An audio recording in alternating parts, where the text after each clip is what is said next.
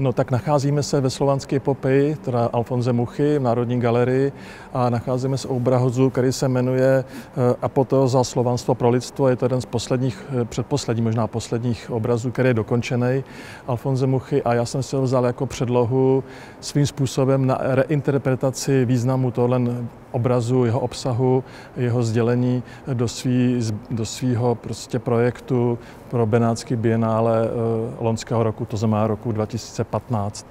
O co jde v tom obraze, je zcela zřejmý, je tady vlastně nějakým způsobem pojednaná situace, jak se zednutí prostě národa, zednutí nějaké identity vzhledem ke svému historickému pojetí a paměti.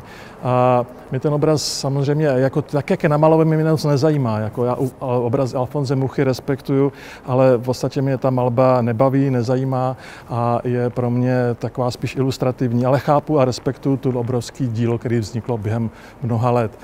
Ale pro tu samotnou apoteózu, mou apoteózu, která byla prezentovaná loni na Benátském bienále, jsem vlastně potřeboval najít jako jakýsi východisko pro sdělení, který se týká dnešní doby. To znamená, že je možný respektovat, nebo respektovat situaci, která nás obklopuje, která nás nějakým způsobem určuje, která nás stíží, která nás bolí, nebo která nás v kontextu současné politické scény nebo sociálně politické scény, geopolitické scény velmi jaksi zužuje a vlastně vytváří mnoho otázek.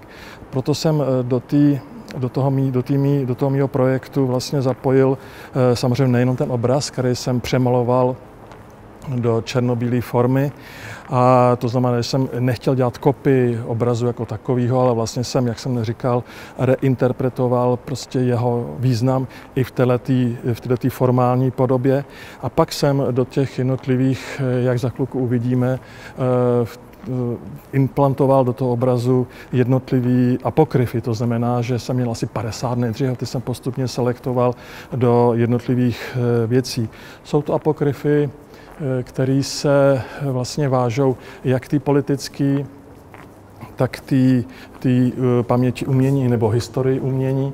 A na tomto podkladě vlastně jsou v tom obraze implantovaný tak, aby nebyly zřetelné, aby to nebyla taková ta běžná koláž, ale aby měla určitou, aby divák, který tam do toho vstoupí, do toho prostoru, neměl ten pocit, že se děje něco nepatřičného a měl by ten obraz vnímat jako jeden celek. Takže se tam objevuje asi 25 apokryfů, který svým způsobem komentujou dění kolem nás a až se dostaneme k tomu obrazu konkrétně, tak některý můžu vypíchnout a některý se dají prostě vidět rovnou a některý odkryju. Je tam taky samozřejmě jeden apokryf, který jsem nikomu nikdy neprozradil, ale ten si nechám celou dobu pro sebe. Ta benátská jaksi kompozice toho v pavilonu je trošku jiná, nebo byla jiná, než je dneska tady v Národní galerii, kde se právě pohybujeme.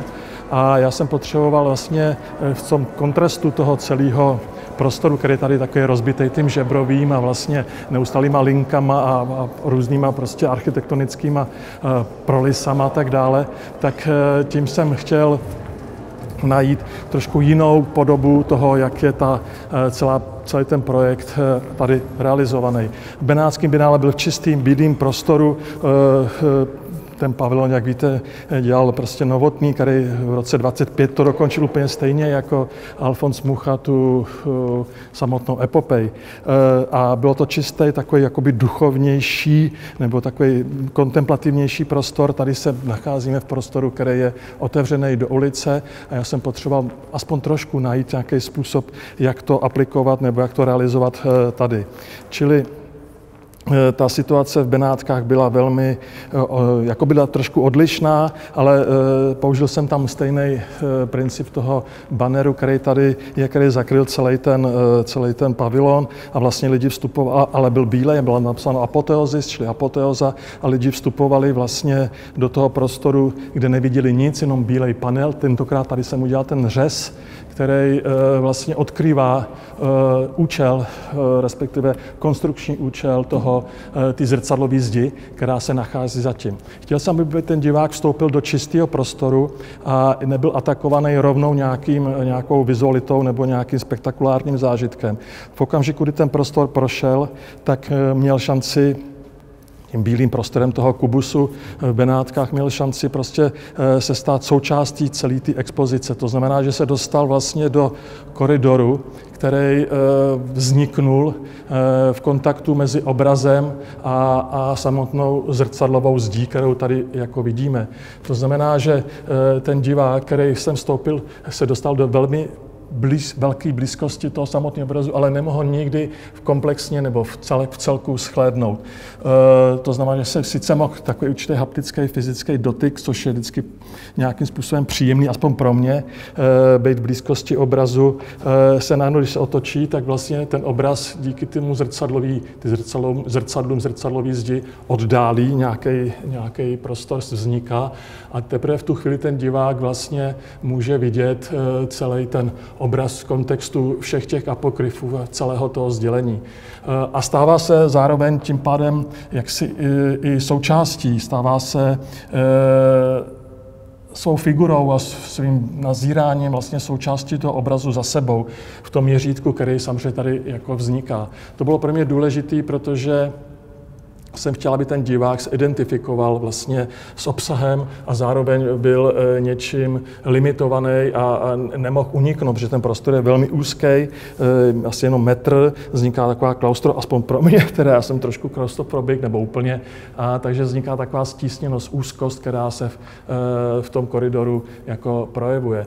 Když jsem mluvil o těch apokryfech, tak tady můžeme vidět třeba apokryfy, jako jsou třeba tyhle ty kosti v té draperii, která letí tím prostorem. Je to samozřejmě odkaz na nějakou paměť národa, paměť předků, nějaká tradice, která zůstává sice zahalená, ale zároveň je komentovaná už tím, že ta dívka tady má na sobě roušku, to znamená, že tam je třeba určitá distance od toho, to znamená strach, že bude infikovaná, nejen jakoby fyzicky, ale vlastně i tou samotnou nutností se vlastně vyrovnávat se svou minulostí. Těch apokryfů tady je víc, co se týká samotné historie toho národa Slovanů. Samotný Slovan, který se nad náma tady vzpíná, vlastně má proti původnímu obrazu vlastně už takový ochablý tělo. Už to není takový ten geroj, taková ta síla, která se zedme a rozdrtí prostě kolem sebe svý protivníky, ale už to je trošku ochablá a zároveň má na sobě i vyoperovaný slepý střevo, zůstává jizva, ale co znamená, jak si vyoperovat appendix Slovanům, je trošku samozřejmě na každým, jak si to dokáže vysvětlit. Na krku má obruč s prasklým řetězem, to znamená, že tam je určitá parafráze toho, že Slovani jsou vlastně chápaný nebo byli chápaný v kontextu historie jako sláv jak z anglického, tak vlastně i latiny je podoba otroka, to znamená, že ten otrok tady prostě zůstává, chce být svobodný a zůstává svobodný a trhá ty řetězy, který, tak jak jsme vnímaný třeba s nějakýma kulturníma entitama, které jsou kolem nás. Jsou tam i takové věci, jako třeba se tady objevuje, já nevím, věnec z lisohlávek, tak to jsou ty rituály, které to slovanstvo nějakým způsobem samozřejmě zažívalo.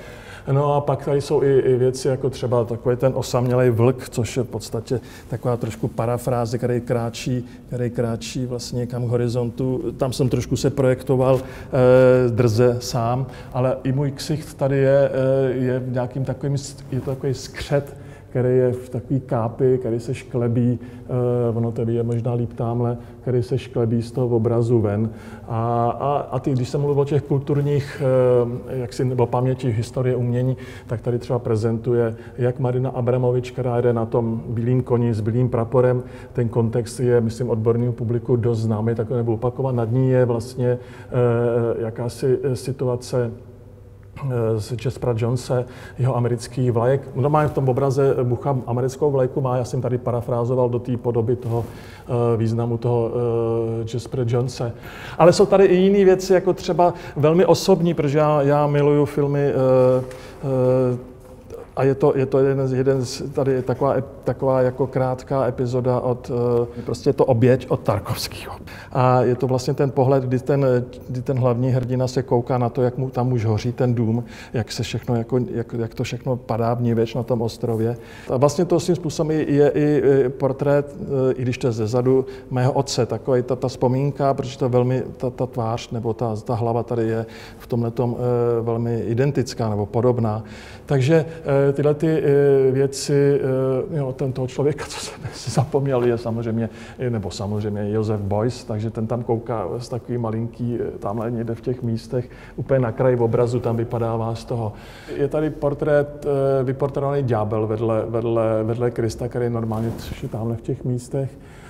Jsou tady takový ty laciný tetování, jako je násilí, jako je láska, láv a pistol a takové jako věci i ve vztahu takový ty povrchnosti, jak jsou vnímaní některé pop situace v naší historii a tak dále. A je tady vlastně taková výrazná jako figura a to je ta kněžka slovanská, která má v klíně místo klína hlavu Slovana v menším, to znamená, buď to se to rodí, nebo je opřené, nebo usíná v klíně nějakého rituálního obřadu Slovan, který je s těma ženama zároveň přikrývaný květy. A pak tady je možná poslední, co bych řekl k tomu, jsou to ty hajlující Slovani. To znamená, že jsem tady reflektoval situaci, kdy i ty národy, které jsou nějakým způsobem těma většíma, silnějšíma, agresivnějšíma národama porobený nebo nějakým způsobem tlačený do jejich vnímání světa. A to přizpůsobování se někdy přináší i tyhle ty momenty, za které se člověk může potom v budoucnu i stydět nebo je nepřijímat, anebo se s těma vyrovnávat jiným způsobem. Nebo aspoň jejich potomci a tak dále, což jsou v podstatě i ta konfrontace těch kostí s tou dámou nebo s tou ženou, s tou rouškou. Takže já si myslím, že celá to má samozřejmě další možnosti čtení, které se dá jako ty různé úrovně vnímat, ale považuji to a bylo zajímavé, ještě to musím říct, že jsem si bál, že to v těch Benátkách, kde bude samozřejmě obecenstvo nebo diváci, kteří v životě neviděli Alfonse Muchu, neznají z těch 500 000 lidí, kteří tam pravděpodobně byli, to mohlo znát 5 000 nebo já nevím, 10 000 lidí, jak to bude srozumitelný vlastně. A překvapivý bylo, že ta srozumitelnost byla až nečekaná a reakce lidí byly velmi příznivý.